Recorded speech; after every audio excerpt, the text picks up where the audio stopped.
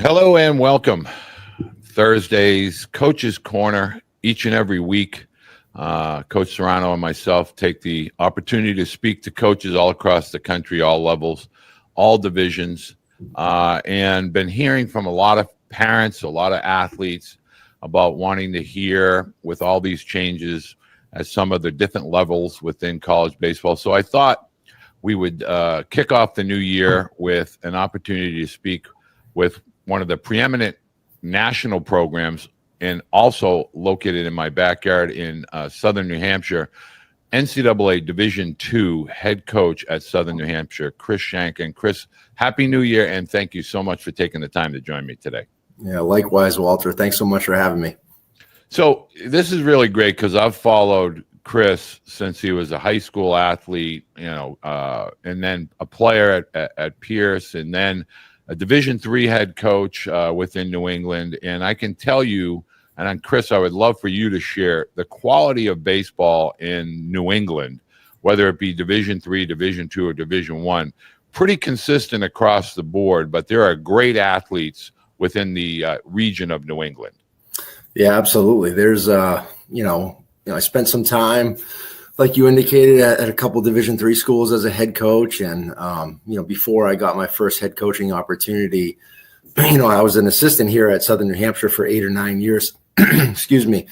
And when I got my first head coaching job at New England College, I guess my first reaction was, man, I don't know how much of a drop-off there's going to be in talent coming from a nationally competitive Division II program.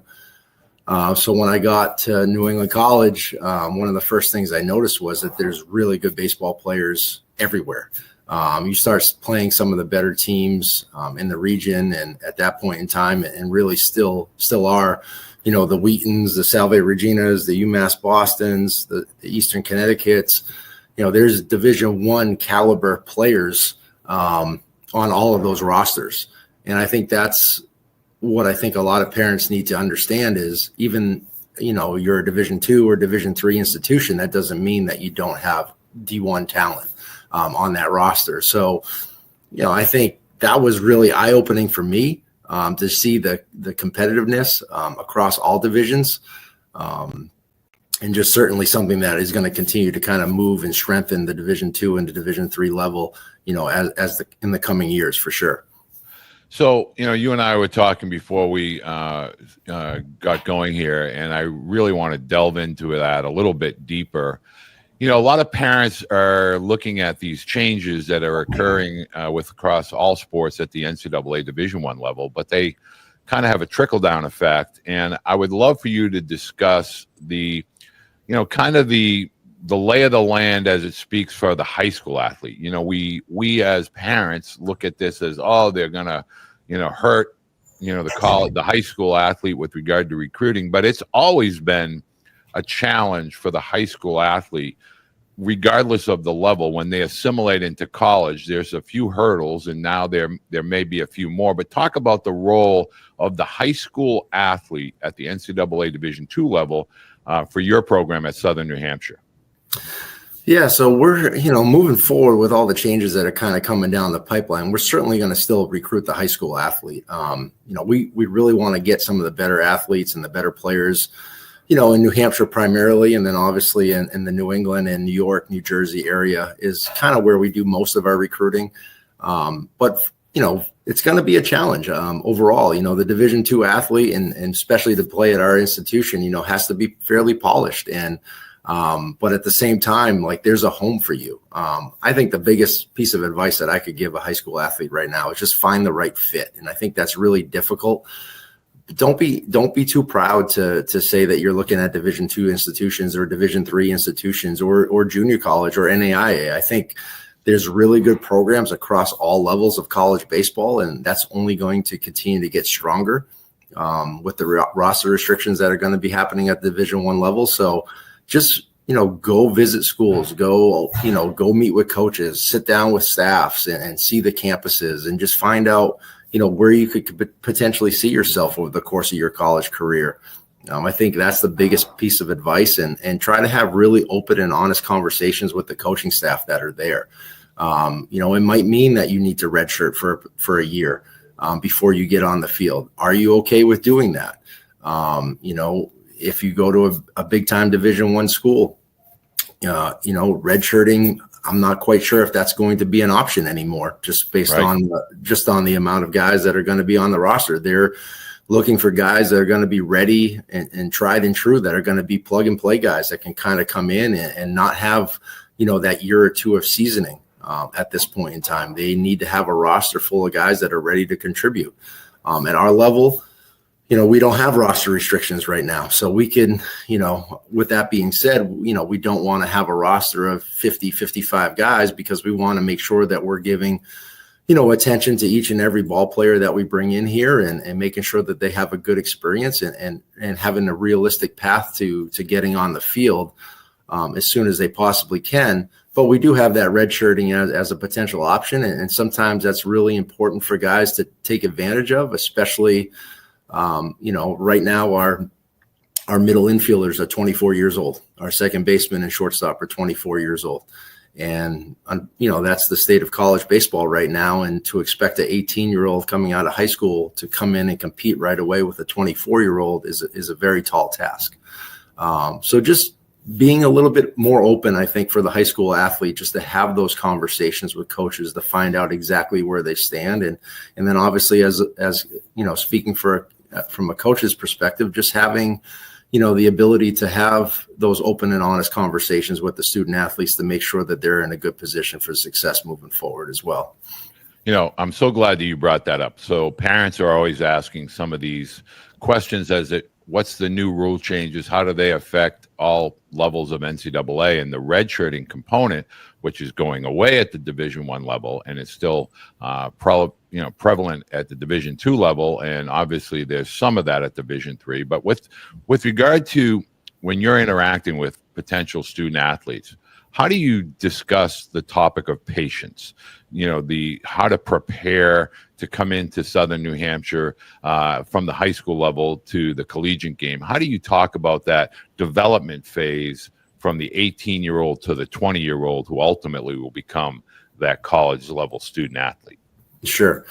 Well, I think the biggest thing is everybody wants to play, and we tell guys, everybody wants to come in and play shortstop and hit in the 3-hole, or everybody wants to be the ace on the mound. And the reality is that that's not going to be the case, at least initially, potentially as well. And you have to be willing to work while you wait. And I think that's why it's so important to surround yourself with people and a program and a staff that kind of have your better interest at heart. And obviously these programs want to win, and we want to do special things on the field, but trying to have those conversations with each, individual student athlete, I think is really important. And, understanding that there is going to be a process of development, right? And we touched upon the fact that we have two 24-year-old middle infielders that are playing for us right now. And I think one of the things that makes those guys pretty special is their physicality, and because they're men at this point. And I think as an 18-year-old, everybody develops at a different point in time, but, embracing the weight room and your physicality is going to be something that's going to be even more prevalent and even more important for the high school student athlete to, really adapt and adhere to as early as they possibly can. So when they do step foot on campus, whether it be at Southern New Hampshire or Division I or Division II institution, they're ready to compete kind of right away. One of the topics that you have experience with, and I try to get parents to understand, we see the beacon or the shiny object as Division I, but when I'm really trying to get to parents and athletes, and I try to explain to them that the parity between Division I and Division III is really not that much difference other than the word depth. And so now when you're out and you're recruiting during the summer, are you looking at the college summer leagues? Do you pay attention to the portal? Walk us through a little bit about where you and your staff kind of begin your recruiting process. Once your season completes and wraps up, how do you kind of move into that recruiting phase? At what level do you begin to recruit, the portal, the JUCO, and the high school athlete? Yeah, well, last year, fortunately, recruiting kind of got started right away for us as we finished the year pretty late in the year last year. So, I think for us, like, the portal is going to be obviously a big component of what we're doing. But the recruiting really never stops for us. Like, we're always consistently talking with high school kids and having them on campus, whether that be, in September, October, or, currently now we're still having kids on campus, 25s, so we still haven't closed the book on our 25 class at this point. To me, I just feel like if there's an opportunity to get a guy late that is a good player and could come in and potentially help our program, that's going to be a guy that I'd like to kind of pursue for sure. So there are going to be opportunities still out there. But for us, we're gonna get in the portal right after the season concludes, and if guys that are in there that we feel like could kind of be a plug and place guy for our program, we're gonna get out there and see them during the summertime at whatever particular league that they're playing in. Fortunate for us in the New England area, we have a bunch of really good summer collegiate leagues here with the Futures League, the NECBL, obviously the Cape Cod Baseball League, are three of the better summer collegiate leagues across the country. So we don't have to travel too far. A lot of really good players, like I said, initially are in our backyard, both at the high school level and now at the collegiate level as well. I'm going to shift gears on you a little bit, and I want to remind folks that anything and everything to do with Southern New Hampshire as a university, as a potential baseball opportunity for your student athlete, you can look that up. It's available in the Baseball Blue Book, whether it's a camps during the course of the year, their schedule in case you want to go coach a game, catch a game, but also all the contact information for all the coaches. And on that kind of topic, Chris, you're a unique individual because I can discuss this with you. Topic of pitching, something near and dear to both of us. And you were an elite high school and college caliber pitcher. And I would like for you to discuss the role of progression as it pertains to the younger pitchers. When I say younger, freshmen in high school through seniors in high school, especially in cold weather climates. You don't need to be out, ripping, 90s in your first week and trying to go 7 or, a full game. Can you talk about patience and progression and how they fit with younger pitchers? Yeah. I mean, I think it's obviously a challenge being in the New England area, right? We're not able to get outside, and the weather certainly can be cold and chilly. And but with that being said, I'm personally a big fan of Alan Yeager and kind of his program that he has out there. Even here at the collegiate level, like, we have our guys throw no more. Like, we do a lot of volume throwing for the first 2 or 3 weeks before we even start to kind of push back and start to do some more distance throwing at that point. For the first 2 weeks for us, we really don't go past 60 to 90 feet, play catch for 10 to 12 minutes, just focus on getting the arm prepped to kind of get going again. And I think this year we had a little bit more time, and we currently still have a little bit more time before we open up. But for the high school, student athlete and those freshmen and sophomores, like, take your time. There's no reason to rush right now. I know coaches probably put a lot of pressure on some guys that have you on campus and throw bullpens live, but you got to make sure that you're taking care of yourself and treating your arm, giving it the rest that it needs, but at the same time playing catch and building it up. And, I always tell guys that, if you're a right-handed pitcher and you have a Ferrari on your right arm, you're not going to get the best quarter mile time, like if you drive it out the dealership, you're not going to get the best quarter mile time right away. Like, you have to break it in, you have to throw, you have to keep playing catch. And playing catch, to me, is one of the most important and valuable things that you can do. Quite honestly, I feel like guys don't throw enough now as far as catch play.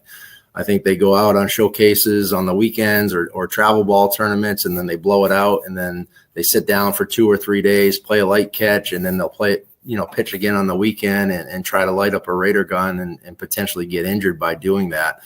I think throwing the baseball pretty much every day in some type of capacity is really important throughout the course of a season. But as you're building up right now, the first 2-3 weeks should be super light, and then just start a progression. And in my personal opinion, you really shouldn't be stepping foot on a mound until after you've been playing catch with a baseball for about a month or so. And then you can start to get into some light mound work with fastball command, maybe a changeup for a couple times, and then you can start to spin some breaking balls, probably that 3rd or 4th time off the mound. So I'm going to go one more with regard to pitching, because I think this is important for parents to hear as well as student athletes. We come from the same general area geographically with regard to high schools and region of the country. And I was always taught, and I'm sure you were as well, not to fear contact. So as a catcher, I would always try to instill in my pitchers, it's okay to kind of attack guys with your strengths as opposed to their weaknesses, and seek out early contact, weak contact. Can you talk about that mindset when you're developing your pitchers at your level, to be able to trust your fielders and not try to fool every hitter, and the approach that you as a staff have with regard to your pitching staff? Yeah, I mean, I think sometimes the high school athlete can shy away sometimes from contact because Right. some of the players maybe that they have on their team aren't, making all the routine plays that typically happens a little bit more consistently at the college level. So I think that's kind of where it starts. But at the same time, your job as a starting pitcher, is to give your team substantial innings and quality innings. And really the only way that you're going to do that is be able to keep your pitch count, under control. And if you're out there throwing 6 innings and striking out 14 batters, you're probably going to have a pitch count north of 100 at that point in time. So, last year in the College World Series, we actually had our ace, Austin Trumpor. He threw a complete game, 9-inning shutout and threw 98 pitches. So was really, really impressive outing. But he was not afraid of contact, and he was getting a lot of early and soft contact. And we have a really strong defense that made some really great plays for him. So that was just a prime example of kind of what you were indicating there, Walt, is don't be, shy of contact, make good pitches, quality pitches early in the count. But, the key for pitching is just to find a way to keep hitters off balance and off time. Right. And, if you can miss the barrel, you win. And I think that's really important. And obviously in that game, Trump did a really good job with that. But for the high school athlete, as long as hitters aren't taking, A+ swings off of you and finding the barrel consistently, you're doing your job out there. Well, great segue for me, and perfect. Well done. Kudos to you, Coach. But I want to talk about, you mentioned going into the College World Series so casually.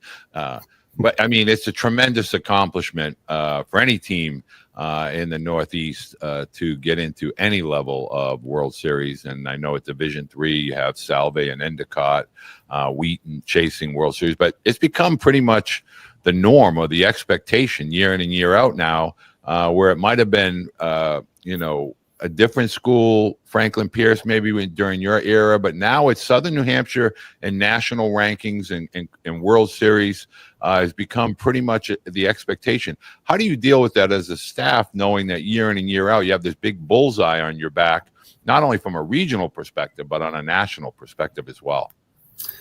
Well, I think it's a privilege, right? Is to be in a position where, we're expected to be good. And, we've been really fortunate as a program over the course of the last decade and a half to be able to be at 6 College World Series and 5 out of the last 6 at this point in time. So we're really, really progressing really nicely as a program. We got down to the College World Series like you indicated last year as well, and we won the opening game, and we lost the next 2. So, at this point, the program's really just trying to find a way to obviously continue to get back down to Cary. That's our first and foremost goal. But, we want to win a national championship at this point. We've been down there. We've been getting that taste in our mouth so often. We want to find a way to win that last game of the year. And that's a really difficult thing to do.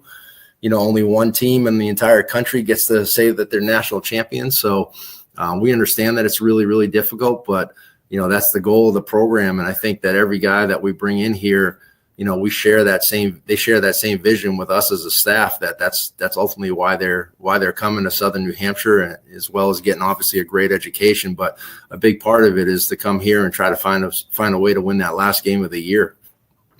Now, Southern New Hampshire, I want you to talk a little bit about, from an affordability perspective, scholarship perspective, if you could just break down for parents, some of the, your scholarship opportunities, the affordability component, financial aid, et cetera, because a lot of parents don't have a good understanding of what's going on at the NCAA Division II level with regard to aid and scholarship.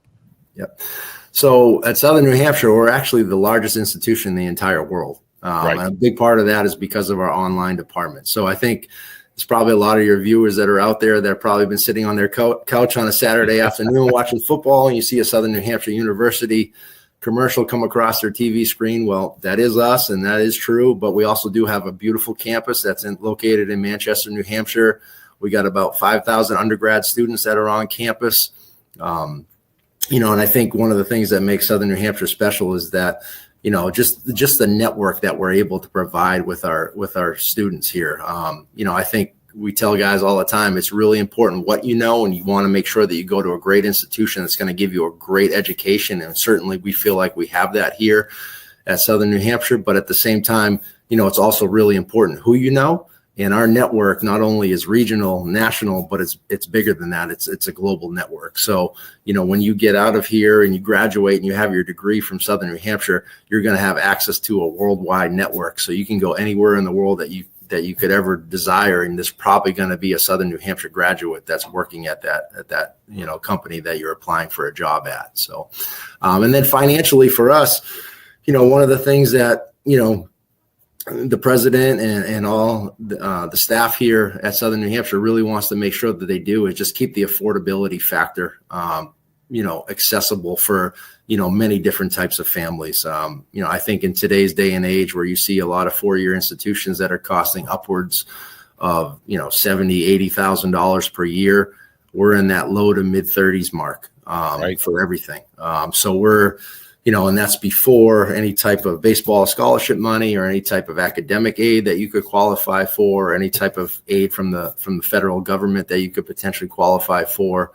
A lot of our players on our team, are after loans, they're paying, the $10,000 to $15,000 per year range. So, it becomes a really affordable option, and we feel like you get a great bang for your buck with everything that you get here at Southern New Hampshire for sure. How many scholarships are you allowed to offer? I know you break it out over several students, but what is I know the number, but I want to make sure parents know the number as it pertains to, they keep hearing 34 scholarships. It's really closer to 20 that will be all said and done. But what's a Division II NCAA baseball program allowed to allocate for scholarship? Well, 9 is the maximum, but it varies from program to program. So, I think, we have programs within our conference that, have that maximum. And then we have other programs within the conference that don't have that. So I think it's really important to kind of ask those questions when you're looking at an institution. What do you have available for scholarship money? Do you view me as a potential scholarship player? If not freshman year, and I'm able to get on the field sophomore or junior year, is that a conversation that we can, revisit at that point in time? Those are all important questions to be able to ask a potential coaching staff. So, we try to divvy things up as best we possibly can, and it makes it a little bit easier because our institution is so affordable that we don't necessarily have to give out 8 or 9 full scholarships to 8 or 9 individuals. We're able to kind of break that up and divvy it up in a way where it can make it a lot more affordable for a lot more members of our team as well. And what's your roster size typically in any given year? Right now we're about 40. That's really kind of the number that I don't want to go really much over. We will add an extra pitcher or two if we feel like, a good one that could potentially help us comes along, mid-year. But, that 40 number I feel really comfortable with, just because, I feel like we have enough to overcome, any potential injuries that might happen throughout the course of a season. I certainly feel like you can never have enough really good pitching, especially to win late in the year. So you want to make sure that you have plenty of pitching. And then, obviously from a position player perspective, we have, 22 position players, which, might be a little bit high right now, but, certainly are in a position where we feel like if somebody does struggle either academically or, jumps in the portal and wants to leave, we're still in a good position, moving forward in the future with the nucleus that we have. Final question. Coach, camps, just talk about how many do you generally have during the course of the year, and where are your, I guess, identification camps? Do you have prospect camps, or are they all prospect camps whenever you hold a camp? Yeah, so really during the fall and the early spring, we have some prospect camps that we'll put up on our website as well. So if you have any interest in potentially, coming to one of our prospect camps, you can just go to our baseball website at Southern New Hampshire and find that link there. And then in the summertime, we usually do just a summer, kids camp and everything that is enjoyable and kind of gives parents a little bit of break from their little munchkins during the course of the year too. So yeah, any interest in camps, don't be shy to look on our website for sure. Well, Coach, I'm wishing you a successful 25 season and beyond. And I want to say I deeply appreciate you taking the time during this busy time of the year. And I'm always following the Penman and making sure that you're making your annual trek to Cary, which I love. I love that ballpark. I love the facilities, and I hope you return this year in 2025. Well, I appreciate that, Walt. Thank you so much for having me, and best of luck for you guys moving forward as well. I appreciate everything you do for college baseball. Thank you, Captain. And I want to let parents know everything pertaining to Southern New Hampshire baseball, the conference that they play in, just NCAA Division II baseball. You can find that in the Baseball Blue Book. Go ahead and download the app, create your profile, and make sure you follow Southern New Hampshire and Coach Shank as well. Thank you, Chris.